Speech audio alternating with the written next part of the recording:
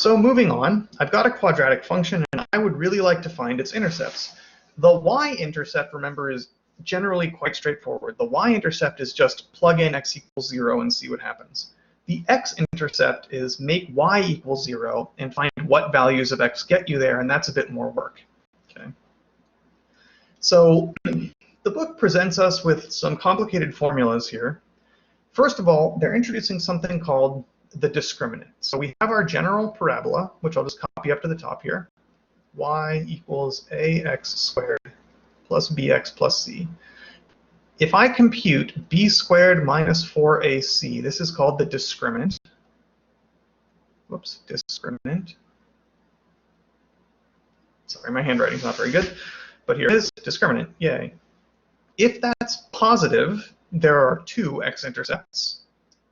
If it's exactly 0, there is one x-intercept. It only touches that axis once.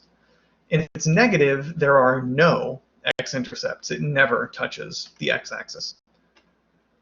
Okay, so here is a picture of two intercepts.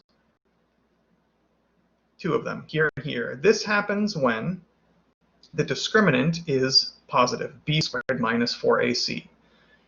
If b squared minus 4ac is negative, there are no intercepts at all. The graph is either entirely above the axis, it could also be entirely below the axis in a picture like this, but either way, there are no intercepts. And if the graph exactly comes down and has its vertex on the axis, like this or like this, that happens exactly when the discriminant is equal to 0. So let's see why this is. Okay. So an example will help clarify this. So graph the function. F of x is negative 2x squared plus 4x plus 2. First, determine whether it's concave up or down. Find its vertex, find its axis of symmetry, find its intercepts, and then graph it. Ask what's the domain and what's the range. Find where is it increasing and where is it decreasing. And find where is it positive and where is it negative. These are not the same question, C and D. Okay? Increasing does not necessarily mean positive, and decreasing does not necessarily mean negative. So go ahead and try to answer this question. I'll pause. Okay, so we have a equals negative 2, b equals 4, and c equals 2. A is negative, it's concave down. That means the vertex is going to be a maximum. To find the x-coordinate, we just do that from formula, negative b over 2a. b is 4, a is negative 2. And that works out to be exactly 1. That gives me the x-coordinate of the vertex, which, thinking ahead, also gives me the axis of symmetry. But let's go ahead and find the y-coordinate of the vertex. We take the x-coordinate we just computed and plug it into the function. So I take x equals 1 and I plug it into f of x. Negative 2, 1 squared plus 4, 1 plus 2 works out to be exactly 4. So therefore, the vertex is at x equals 1, y equals 4, 1 comma 4. And the axis of symmetry is that x value, x equals 1. Okay? So we know where the vertex is, so we know one point on the parabola. We know an axis of symmetry, so it's going to be symmetric around this vertical line. We'd really like to get some points on the graph. So for example, a y-intercept. So all I have to do is compute f of 1. I'll go back to the previous slide. So here is the function. And if I plug x equals 0, this goes away, and I just get 2. So the intercept is at f of 0 equals 2. So the x-intercepts are found by letting x equal 0. So now notice what we have. We have negative 2x squared plus 4x plus 2 equals 0. And that's something we're going to use the quadratic formula on. And hey, isn't this pretty familiar? This is what we just called the discriminant, b squared minus 4ac. It's part of the quadratic formula. Okay, so with a equals negative 2, b equals 4, and c equals 2, we plug all of that in. And we end up with negative 4 plus or minus the square root of 32 over negative 4. The simplification here is that the square root of 32 is equal to the square root of 16 times the square root of 2, and the square root of 16 is 4. Now I have negative 4 plus or minus 4 root 32 over 4, which I split up as negative 4 over 4 plus or minus 4 root 2. Sorry, that's not 32 anymore, it's just 2. 4 root 2 over 4, and then I can cancel a bunch of 4s and get exactly this. So there's just a justification for that work. I'll clear out all of my garbage. Okay, so this is about 0.41 and 2.41. We have two distinct intercepts. So now that we know these intercepts, we can graph the function. Okay, we already knew the axis was here.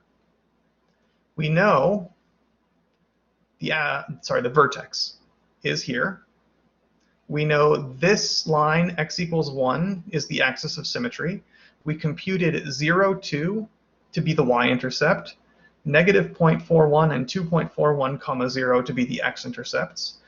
Because there is some symmetry around x equals 1, if I moved x1 left, I got the point 0, 2. So therefore, if I move x1 right, I must get the point 2, 2.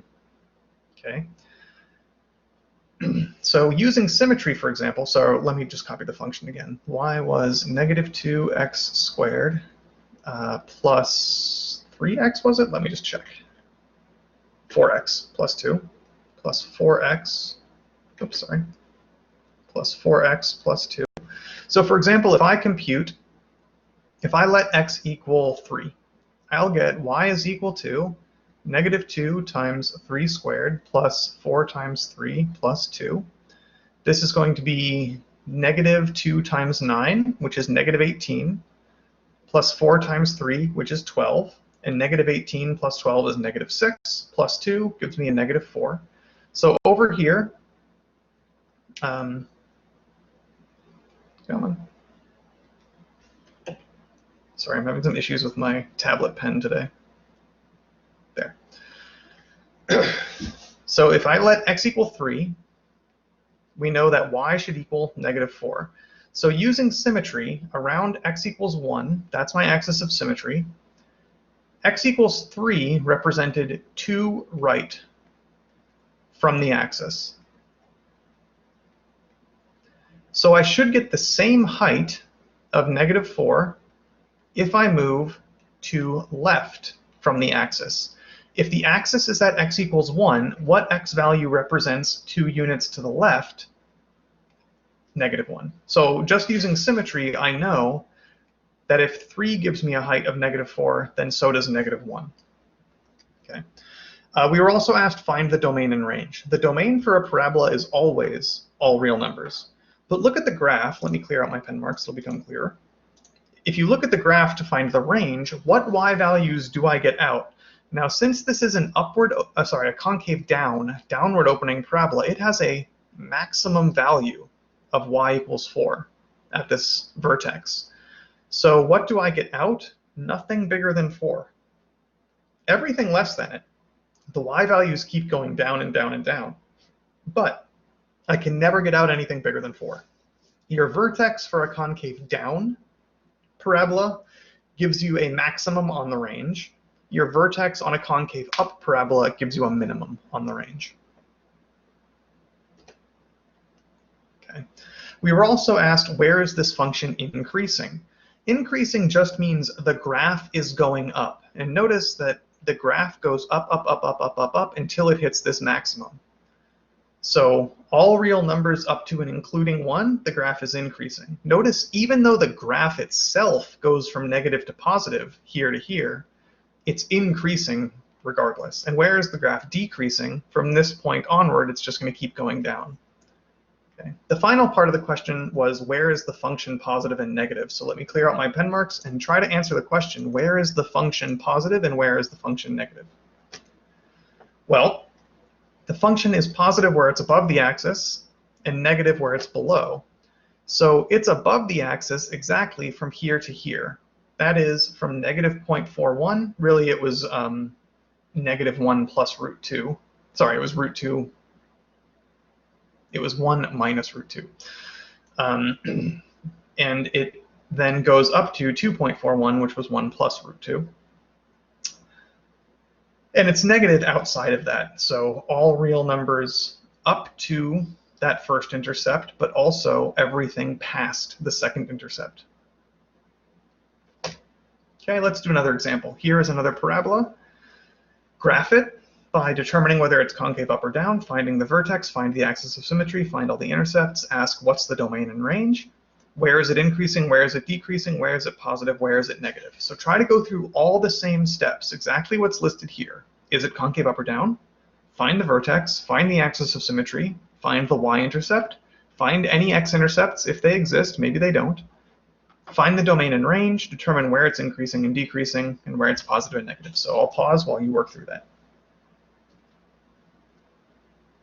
Okay, so we identify A is 1, B is -4, and C is 4. Okay. I do want to stress, by the way, A, B, and C are not necessarily the first, second, and third number you see. If the function f of x was written like this, how about 4 minus 4x plus x squared? This is the same function. A is the number multiplying the x squared. It's not necessarily the first thing you'll see. It's standard to write them in this order, but maybe you just are working through a problem and you put it in the wrong place. A is the number multiplying the x squared. B is the number multiplying the x, and C is the number that isn't multiplying any variable at all. So which number is multiplying x squared? 1. Which number is multiplying x? -4. Which number isn't multiplying anything? 4. So that's how we find our A equals 1, B equals -4, and C equals 4. Okay. So now that we have A, B, and C, we can try to find the vertex. We identify it's concave up. It's going to have a minimum, just because A is positive. The vertex is -b over 2a for the x-coordinate. Just plugging in b equals -4 and a equals 1, that gives us a 2. The y-coordinate of the vertex is just f of 2, which we quickly compute to be 0. Okay, so the coordinate of the vertex is 0, 2, 0. Next, let's find some intercepts.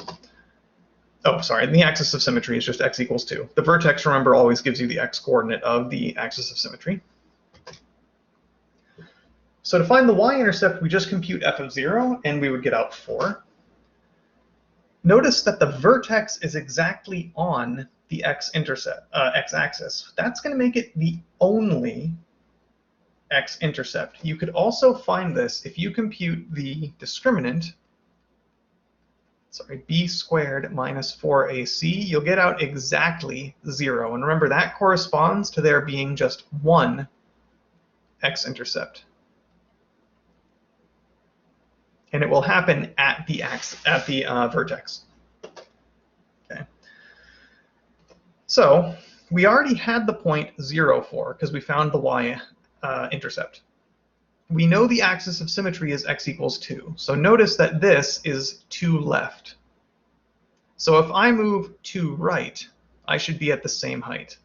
Because of the axis of symmetry, okay, I move 2 right from x equals 2. That gives me x equals 4. I should be at the same height as this point, but that gives me the y equals 4. So we get some extra points on the graph. The domain is always all real numbers for a quadratic. Okay? Linear and quadratic functions, the domain is all numbers.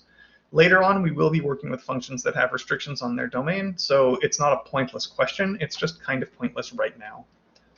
The range, so this is a concave up parabola, which means its vertex is its minimum value. So the height of the vertex is 0, so the range starts at 0, but then goes on to infinity. If this was a concave down, it would be -infinity to 0. It would be capped at 0. But this is concave up, so it starts at 0 and then goes up. Okay.